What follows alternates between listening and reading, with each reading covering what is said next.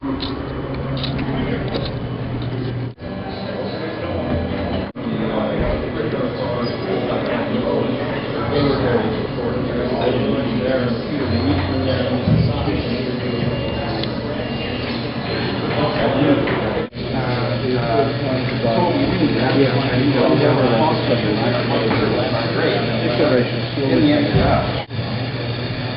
calling this the last picture show for the young folks in the audience that may not have seen the last picture show, which was a Peter Bogdanovich film. I think it was the first one that Sybil Shepherd was in for trivia buffs.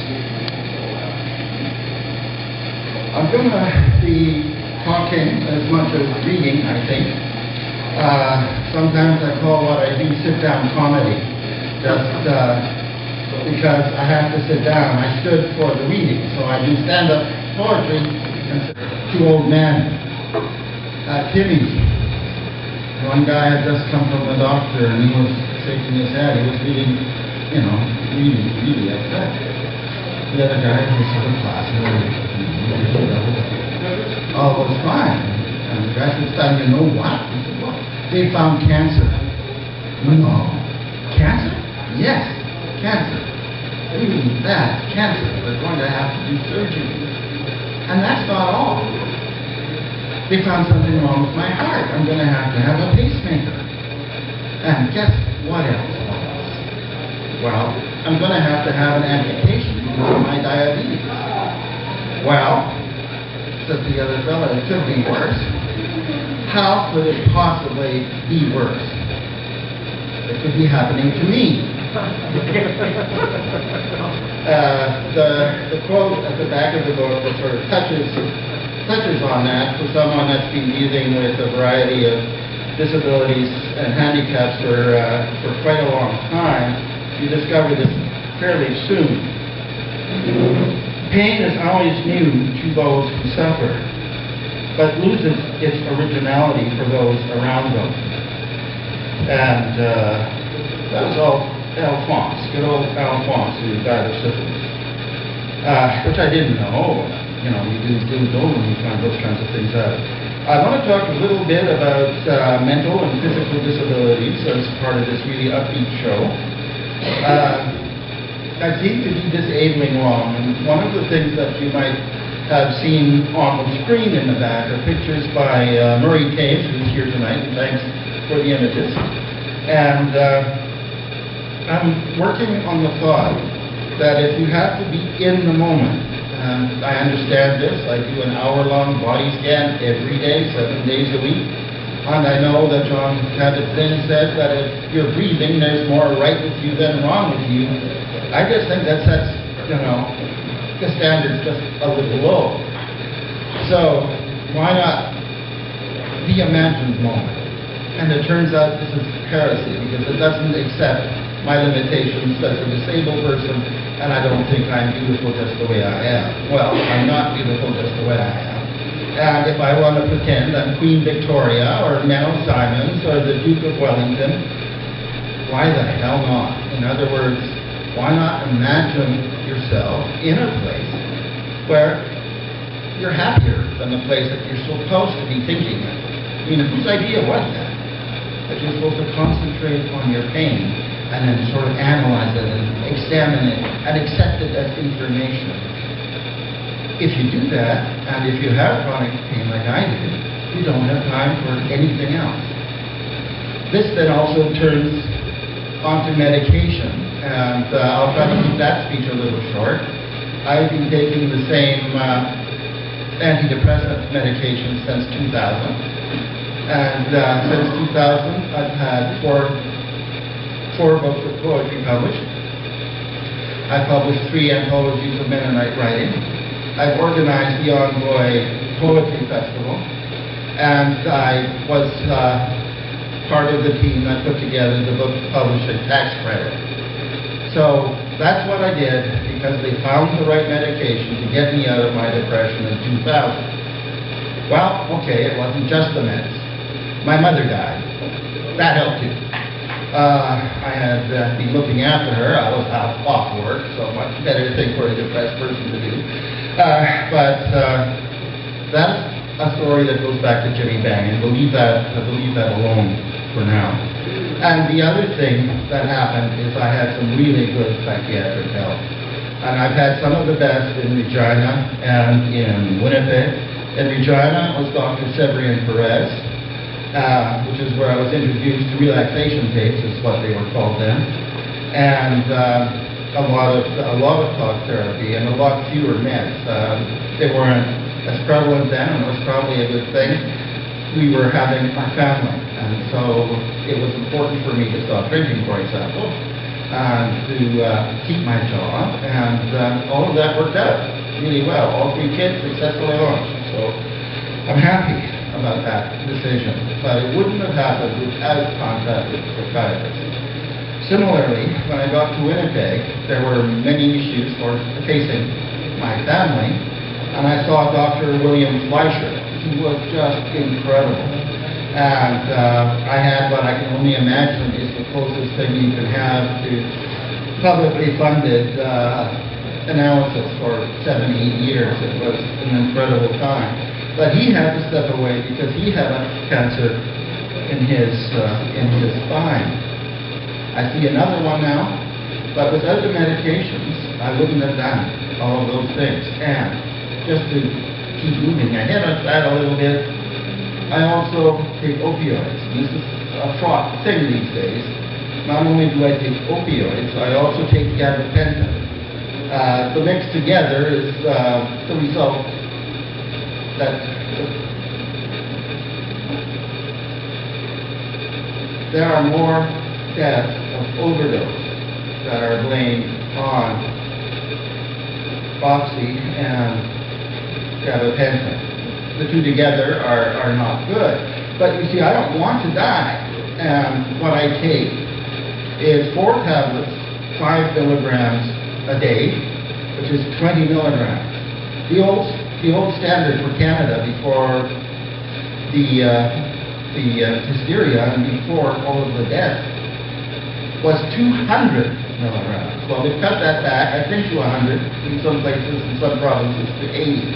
I'm taking 20 on a bad day, maybe 25. I have to educate my pharmacist, I have to educate my doctor, and I do this once a year because they read the newspapers too.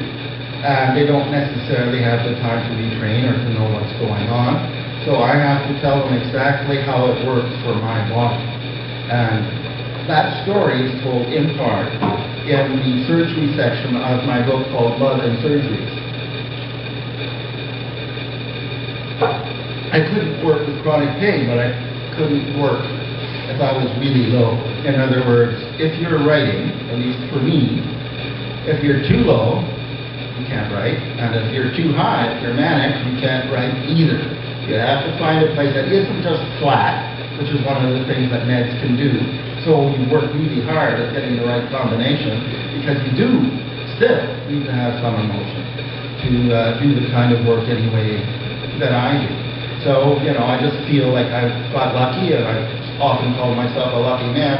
I'm not lucky because I had my leg cut off. I'm not lucky because I've got arthritis. I'm not lucky because I've got this degenerative disease. I'm not lucky because I have an irregular heart. I'm not lucky because I have an incompetent aortic valve. But I'm still breathing, right? Okay, so we start there. I'm not Leonard Cohen, although his name may come up. I'm not Lenny Bruce. His name may come up. I'm not Lenny Breau, who I heard play at the Tin once a long, long time ago. I'm not Jack Kerouac. I'm not Jack London. I'm not Jack Layton. I'm not John Berryman. I'm not Randall Jarrell. I'm not Sylvia Plath. I'm not Anne Sexton. I'm not Anthony Bourdain. I'm not Robin Williams. But I have one thing they don't have, and that's breath. I'm still breathing. So this is who you've got tonight. I tried to lower the expectations right off the top. just in case you know, had misconstrued what I might be doing up here. I have dry mouth is one of the side effects, so I drink a lot of water. But my set is about 45 minutes, and then there'll be a 15-minute break before we hear strong bash. And I'm looking forward to that very much. The first poem in the surgery section, the book sort of got its start when my partner and I went to hear Ann Carson read in 2005.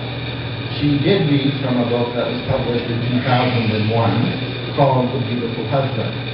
And it was a book we shared, but neither of us claims to have it as we start to figure things out as we divide our belongings, which we have. I'm glad to be at XQ because I'm triple X. Been married and divorced 3 times, so I've got X, X, and X. I make the mistake sometimes to say, oh, that was 1X. No, that was 2X. It's just a lot shorter than trying to explain to everybody. But, of course, it objectifies women, and it's not a proper way to be talking about them. So I want to say that my partner Lynn has seen all the poems before they were published, in fact, before they were edited in the long form. And then after Sharon Beeson did a marvelous job editing the poems.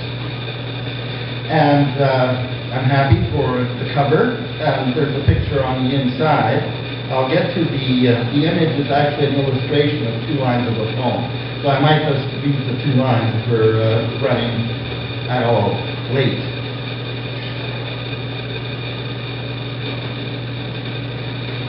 Waiting for Dr. Hammond. Mr. Valentine, my psych says I should write about you, but I think it's a lie. He thinks I should write about the betrayal of my body as it begins to break down. I have a schedule. Every morning now I struggle into my braces, described by my physio as if they were guy wires holding up a tree, not quite capable of standing up by itself. Why, George, do I not find this reassuring, though there are days I feel as big as a tree, but filled with ants and rot, just plain tired of being a tree. The leaves I turn are in a book called Freedom. I call the one doctor in town who may be able to replace my ankle with a titanium joint and reach only an answering machine. Wait is the answer, 6 to 9 months. Wait, a lesson my father tried to leave me in his dying. Before we get to the real poems, I do want to get back to sort of address some of my critics that I imagine are out there. In addition to being a chronic depressive, I tend to be paranoid, and catastrophic thinking is probably my superpower. In fact, nobody really gives a shit, and I should always put that first. My friends tell me, but sometimes, you know. So, you know, the last picture show. Really? What an arrogant bastard. See? See? That's where the hubris is coming in. Right there. I also have spondylolisthesis, which is at the bottom of the spine, and I have an image that Murray did that we'll look again at later, of that being pointed at by a doctor. I actually dreamt that image in a version or another, and that was essentially being ready to fall. And I am always ready to fall, and that's why I wish I had actually given it a shot. But to be clear, I am not a theater artist. I am not an actor. I am not a playwright. I am not a novelist. I'm not a musician. Sometimes I'm just not. I'm not a composer. I'm not a conductor. I'm not a choreographer. I'm not a dancer. I'm no auteur. I am no filmmaker. I am not a visual artist. I am not a curator. I am not Rod Stewart. Oh, how did that get in there? Okay, moving on. I am no longer a publisher. I am no longer an editor. I am no longer a reviewer. I am no longer a freelance writer. I am no longer an arts administrator. I am no longer an arts advocate. I am no longer an executive director. I've never considered myself a bureaucrat, but I've worked for government, and I left in 2014. I am no longer married. I am not the beautiful husband, and I am not a Mennonite. I am a poet and a father, and though I'm giving up poetry, it's not as if anyone's going to notice. Now I am reading in public, and I will be a father until the day I die, and I'll never give up on my children. As I've said before, I'm not very poem and so on, so it goes on for a while. One of my problems is I can never memorize a script. I went to work for Rainbow Stage. They paid all my expenses, you know, all the grandparents, all four of them were in Winnipeg, so why not?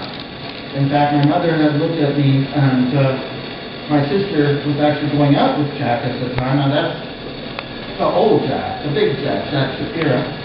And he had given us good seats, and my mother had given him strawberries from our garden. And she looked at me and says, "Wouldn't you like to work here someday?" Well, what could I do? Of course I applied for the damn job. I didn't expect to get it. They flew me out the next week, and I was hired a week later. I had no idea what I was getting myself into until I read the first script. I knew enough about theater to know it was fun. And that was before we hired Richard Zunian, who we had to return in a basket 3 days in. Jackie Maxwell had all of 10 days to rehearse. A funny thing happened on the way to the Forum. It was absolutely the worst show, absolutely the worst attendance that ever happened there. And lucky for little Jack, the next show he put up was The Wizard of Oz, the first time. And it did better than any show ever in the history of Rainbow Stage. One of the pieces I want to work on is called Pain Room. It's a project I want to do with Murray, and it imagines the different characters that I talk about, historical figures, like Queen Victoria, like some of the other people that I mentioned. There is a fellow, let's call him Jimmy Bang, for lack of a better name, who is immobilized in a room in this sort of quasi-hotel, end of the world kind of room which he can't leave. But what he does is every day he assumes he's one of 7 characters, and he changes them like his underwear. So one day he's one of them, and the next day he's the other one, and that way he gets through his days. I spend a lot of time looking at the ceiling. I haven't quite got the stories down yet, because unfortunately you have to be sitting down. I've tried writing on my back, it just doesn't work. And voice recognition really sucks. Wow, so I think I've already told this joke, but I don't know, so maybe it's a new one. My body stopped drinking 2 years ago, and boy, was my brain surprised. The image on the back of my t-shirt is a brain, and it says farewell to her. It's only half in jest. I still have lots of capacity and capability, but it is certainly one of my disabilities, and I have no idea what's next. I have generally 5 years between books, so I figured like share, if I'm lucky, I'll be back in 5 years. In the meantime, my body says scream, my body says pain, my body says groan, my body says grunt louder than Raphael Nadal. My body says take that, my body says heavy, my body says stumble, my body says slip, my body says fall, my ankle says fracture. My surgeon says surgery, says plate, says screws, my body says pain, my body says grunt louder than Raphael Nadal. My body says you idiot, my body says live, my body says I live, says give me opioids. My surgeon says get a prescription from someone else. Get a prescription from someone else? My body says osteoarthritis. My body says I'll grind your bones until you're dead. My body says you will fulfill your father's prophecy buried in your genes. My body says shudder. My body says scream. My body says groan. My body says grunt. Grunt louder than Rafael Nadal. My foot surgeon says day 4 flat foot. My surgeon says foot fusion. My surgeon says feet first. My surgeon says hips later. My surgeon says wait. My surgeon says left, right. Says pins in your hammer toes. My body says what? Pins in my hammer toes? My body says groan. My body says grunt. Grunt louder than Rafael Nadal. My body says polyneuropathy. My body says my body electric. My body says flail like down hydro lines during a Montreal ice storm. My body says pain. My body says scream. My body says grunt. Grunt louder than Rafael Nadal. My surgeon says ankle fusion. My surgeon says you're screwed. My surgeon says slow recovery. Finally, my surgeon says your left ankle has failed. It's my ankle that's failed, right? Okay. My surgeon says, replacement is too tricky. One of your options might be amputation. I could do the ankle fusion again. You're only the 3rd failure out of 300. Well, that's what odds are all about, yeah? Well, the thing is, you see, I'm on work. And this is what the people, the doctors, and the pharmacists don't actually understand. I'm actually working full-time as much as I can. And that's what I wanted to do until I dropped dead. And so I need to be in a position to do my work. This one, he was always a big fan of Jimmy Bank from the beginning. In fact, he was the one that saw the very first Jimmy Bank poems when they were published. And on this again, so the preacher was telling the story about the Garden of Eden, and he had lost his place. And so Adam says to Eve, when Adam says to Eve, there seems to be a page, a leaf missing. That's his book. And I got some work to do. So we're not going to talk along that actually. No, of course not. Oh, there it is. So 3 Jimmy Bank poems. These haven't been published except in Transition magazine, Text magazine, run by the SAS branch of the Canadian Mental Health Association. This is Jimmy Bang's Dusty Room Blues. Come on, baby, let me dust your room. Nothing but dirt under your bed. I said, let me dust your room. Nothing but dirt under your bed. I'd be wishing for God, but I'll settle for cleanliness instead. You've been waiting too long, baby. You're Havershem's baby doll. You've been waiting too long, baby. You're Havershem's baby doll. But I'm bringing my feather duster, and I'm going to run it all over you. Hard-hearted woman, you've been told man's good for dirt. Hard-hearted woman, you've been told man's good for dirt. Let me tell you the truth, dear. I want to be your cleaning man. Got me an ostrich feather duster. Gonna run it all over you. Got me an ostrich feather duster. Gonna run it all over you. And there is a relationship to the blues. It's very loose. I mean, in fact, some of the better poems aren't actually in a blues refrain at all because I'm totally not musical. It's a rare thing. But there are Mennonites that can't sing or keep a beat, believe it or not. I'm one of those people, but my keeping time was better than my singing, so I got to be choir conductor for 3 years because I could do your basic 3/4, 4/4, and most of the work that we were doing didn't have very complicated time. Corinthians 13, 1-3, and it's mixed with Mark Bowen's Banger Gone, and also an earlier poem called Jimmy Bang's Angel Time. Jimmy's Banger Gone Blues. I speak in tongues of men in angel time. I speak in tongues of men in angel time. Because I have not loved. I have not loved. I am unloved. I am a banging gong and a clanging cymbal. I am a banging gong and a crashing cymbal, because I have not love. I have not your love. I am in love. I know every truth and have the gift of prophecy. I know every truth and have the gift of prophecy. Because I have not loved, I have not your love. I am in love. I dole out my possessions, give my body to be burnt. I dole out my possessions, give my body to be burnt. Because I have not God's love. I have not love. I am nothing.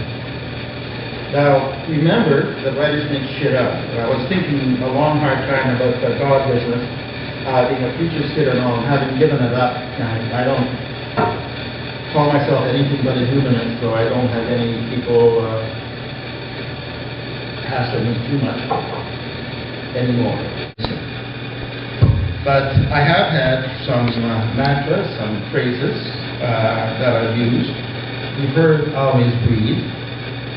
The next one is show up. Just show up. The hardest thing sometimes is to get out of bed and do anything at all, except just stay there.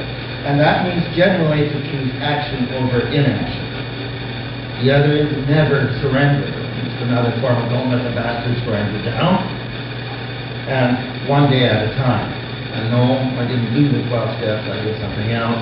I'm sober. This is my last show of this particular tour that I am worried about my brain. I am misrecognizing people, I'm forgetting things. In the last week I've lost my iPad, my wallet, my cane, and your name. I've been married and divorced 3 times, but of all the things I've loved and lost, I miss my brain the most. I am thinking, though, with another wedding, I'd have 4 weddings and a funeral, and then I'd make sure I should live me a funeral. You know, each time I was married, I married a designer. What's that about? A designer renovating my heart. I've heard all my 3 exes are happier now. Finally, I've done something right. One of the things disabled people aren't supposed to do is laugh a lot. At least not in public. It puts people off if they're not sure they can believe you. Okay. Laughing Man. She read me like my own book. Boy, the one I gave to her. Days later, she said she read it through and through. She said, I see a lifetime of suffering after. Yes, that's what she said. A lifetime of suffering. But no one would know. You don't show it, she said. You laugh so much. I said, well, what's a lifetime of suffering? Without a sense of humor, there can be no sense at all. I'm going to read a little bit about my missing foot. I told my kids at least that they were not in this collection this time, except in their absence. But those are in the love poem at the beginning of the book. There are 2 particular poems. This one is called Prosection. It's when a surgeon is demonstrating to med students with one specimen. It's dissection when everybody has a foot. Well, in this case, prosection. I remain unconcerned about whether I signed away my foot to teach medical students a lesson. I'm more worried about losing sleep. I can hear the party that night. Me not invited to dance. These young students, humans so alive, their skin is skin tight, even when they move. Mine continues its creepy sag on the calf of the right leg I have remaining below the knee. Was it just yesterday? I could feel the surgeon pulling on my left foot. I said, hey, you're pulling my leg. I have very good drugs. Still, I didn't hear anybody laughing. I could laugh about it then and still do with the same detached concern dissociation brings when part of you is missing. Whatever phantoms of the body opera are lurking have yet to expose themselves. As I balance on my new prosthesis, this morning the students remember my ankle in pieces.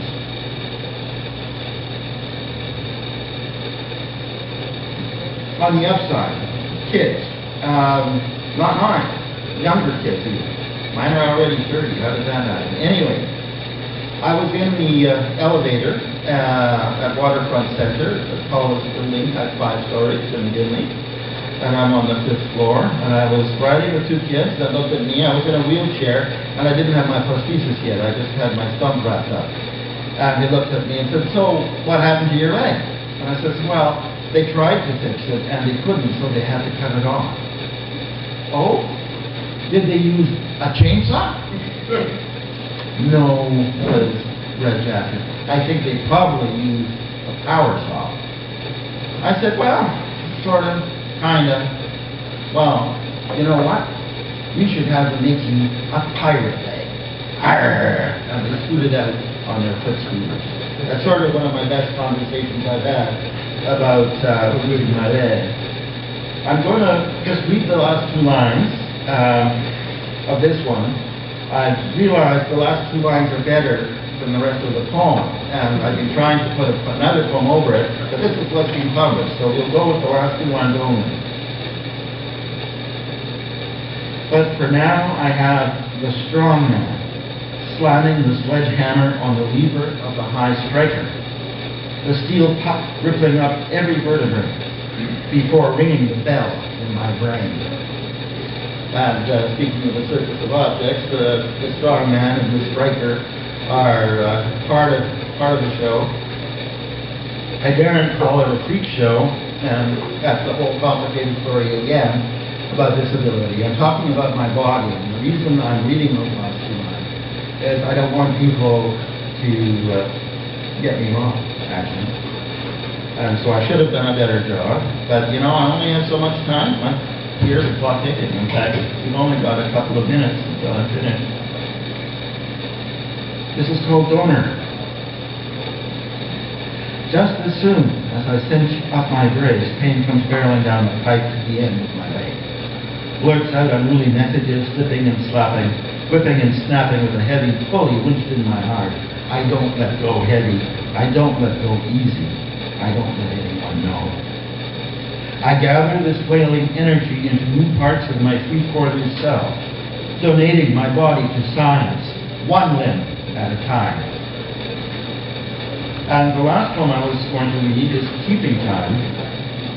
And I think I will still read it, because I haven't read it on any of these tours, and it has to do with the finale. So here we go. It's unfortunately 3 pages long, which is one of the longest books in the book. Well, except for the last poem, which is actually 6 poems. Keeping Time.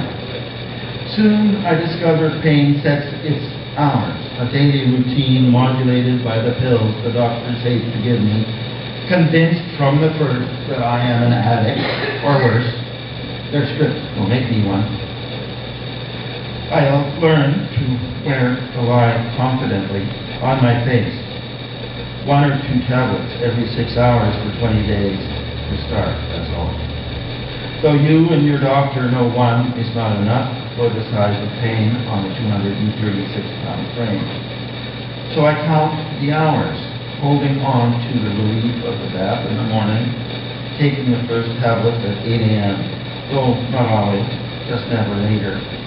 By 9 a.m., I breathe normally, unclenching, safely at my desk, working for a good 2 hours, the computer digits ticking over in my brain like a Bergman clock, striking 11. Wordless pain, wordless, pain throws his jacket in my reading chair, where I can no longer read at any hour, taking just a minute to sharpen his fingernails.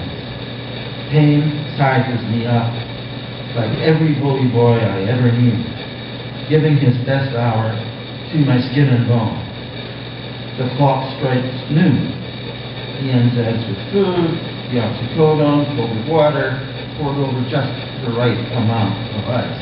It used to be Scotch that I poured over the right amount of ice. Less water. Flat on my back, I listen to Radio 2, moving Fiona, my heating pad, through the joints where pain prefers to hang out, forcing him to leave with his Terminator smile, knowing he will be back at 4 o'clock. I shut down my computer, turn down the music I have heard too often. Songs I want to hear again for the first time, turning the clock back. But now you are far away from me, just a chorus in an old pop song. It's late, so I practice my dialogues, complete with gestures. So many need convincing. Pain jeers at my failure, slips the knife in my hand, unlike my father, chopping vegetables mindlessly, waiting for the blood to run. And for the finale, I'm going to have to get up and get down on my knees. And the mics probably should be turned off because I can do it without sound. Hammer!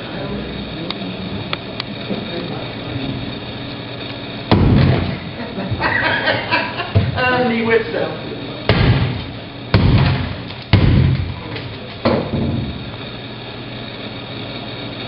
It's not me. It's not me. And hopefully that'll be a while. And next, for my show, gentlemen, I'm not going to bash up the one I paid $25 for because it was vintage. And besides, it doesn't take. So, just clean up a little bit, refresh your brain.